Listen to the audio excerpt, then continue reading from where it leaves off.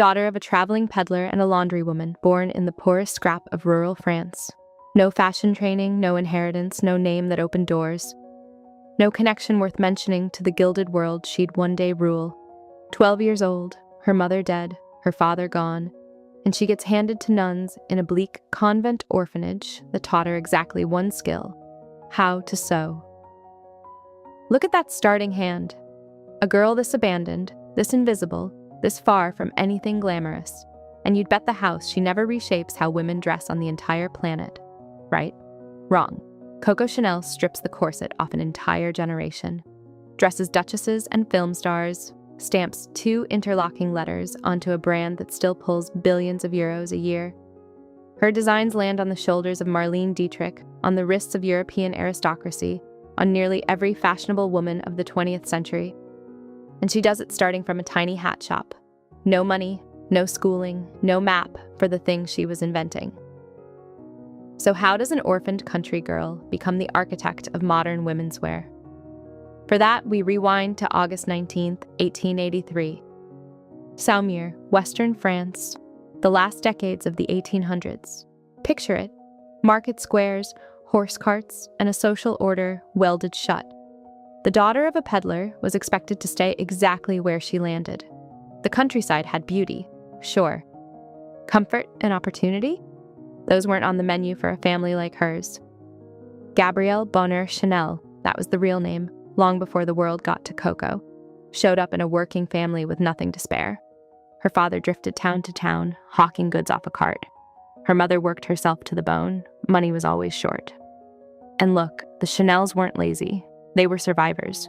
But surviving and thriving are 2 different sports, and Gabrielle clocked the gap between them before she was old enough to name it. Then her mother died of illness, and her father, not wanting to raise the kids alone, walked. Gabrielle got dropped at the Aubergine orphanage into the hands of nuns. Here's where the story turns quietly strange. Because that gray, austere convent wasn't only a place of loss, it was her design school. It's where she learned to sew, where she soaked up a severe, stripped-down look. Black and white, clean lines, nothing wasted, nothing frivolous. She couldn't have known it, but the visual DNA of one of the biggest brands on earth was getting programmed into her behind those walls. She was watching. Always watching, the discipline of the habits, the plainness that somehow read as elegant, filing it all away without knowing why. But an orphanage isn't a launch pad. To become the woman history remembers, Gabrielle first had to get out. At 18, she walked out and took work as a seamstress by day. At night, she sang in a cabaret for spare coins in front of soldiers and drifters. And in that smoky hall, she picked up the nickname that followed her to the grave. Coco, from the songs she sang. She dreamed about the stage for a minute. But a poor girl's voice rarely opens golden doors. You know what did? Her eyes. Through the cabaret, Coco met men with money. Officers, heirs, cavalrymen with estates. One of them, Etienne Balsan, pulled her into a world she'd only ever seen from the outside. Country chateau, horse races, aristocratic women packed into elaborate, suffocating gowns. And here's the part that matters. Coco didn't just enjoy that world, she cased it.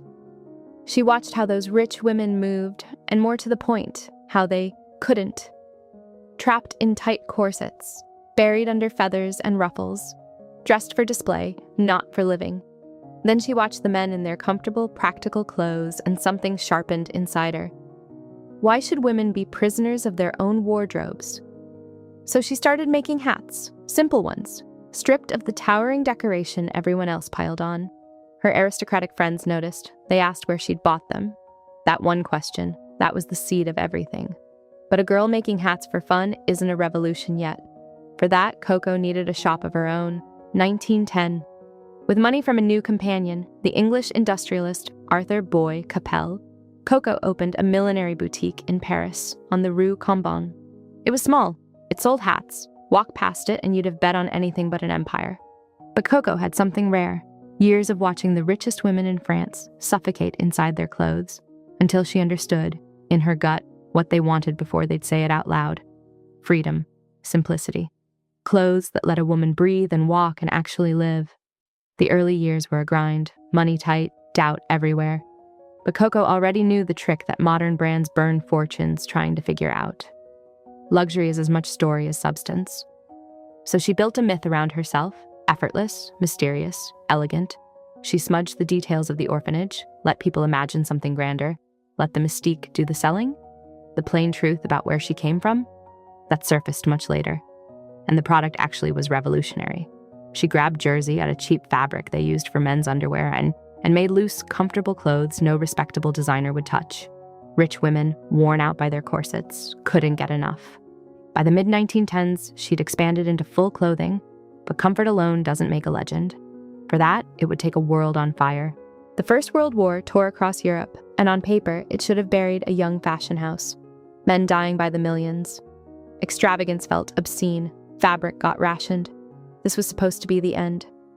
Instead, disaster went to work for her. Women were suddenly driving ambulances, staffing factories, running households alone, and the old fashion of restriction turned absurd overnight. Coco's simple, practical jersey clothes weren't just fashionable now. They were necessary. The war did to women's wear what no single designer could ever force. It made freedom acceptable. And out of that wreckage came the signatures you still recognize today. She sold the world on the idea that black, the color of mourning, could be the height of chic. Years later, in 1926, that instinct hardened into the little black dress, which American Vogue lined up next to the Ford automobile. Simple, accessible, universal. A dress born from doing without became one of the most enduring designs ever made. Then came the scent. In 1921, working with a perfumer, Coco released a fragrance built on synthetic compounds no luxury house had dared to feature. Bold, abstract, nothing like the single flower perfumes everyone else was selling. She called it Chanel No. 5. It became one of the best-selling perfumes in history. Marilyn Monroe later said it was the only thing she wore to bed. Innovation again, straight out of the nerve to break every rule in the room. Her biggest wins kept crawling out of her worst constraints. But every empire built by one person runs into the same wall eventually. What happens when that person's gone? By the late 1930s, the House of Chanel covered couture, perfume, and jewelry. Coco had climbed from an orphanage cot to the top of Parisian society, dressing the elite and defining an era. And then the Second World War showed up, and Coco made choices that shadow her name to this day. She shut the couture house, keeping only the perfume alive.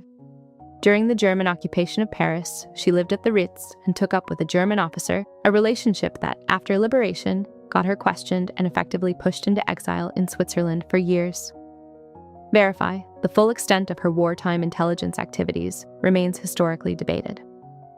The woman who'd freed women's bodies had tangled herself into the darkest chapter of the century. Let that sit for a second. And it's easy to lose the real person under all that myth. No formal training, no design school, no wealthy family, no mentor who just handed her a career. What she had was a pair of eyes that never quit studying, and a flat refusal to accept that where she started was where she had to stay. She'd stage a stunning comeback. But before triumph, the House of Chanel would drift right up to the edge of irrelevance. 1954, over 70 years old, and Coco reopens the couture house. France mocked the first collection. The post-war world had already fallen for Christian Dior's cinched, corseted, new look, the exact restriction Coco had spent her whole life tearing down. Talk about bad timing. But America loved her. The relaxed suits, the cardigan jackets, the practical elegance landed dead on with a generation of modern women. And then came the validation no ad budget can buy. Her tweed suits became the uniform of powerful, glamorous women all over the world. Jackie Kennedy wore a version so famous it entered history for the most tragic reason imaginable. Romy Schneider, Elizabeth Taylor, Grace Kelly, the icons of the age all reached for Chanel. If you want to watch more stories like this, hit subscribe. Drop a comment below with the absolute any theory you've ever heard on the internet. Trust me, I want to read it. See you next time.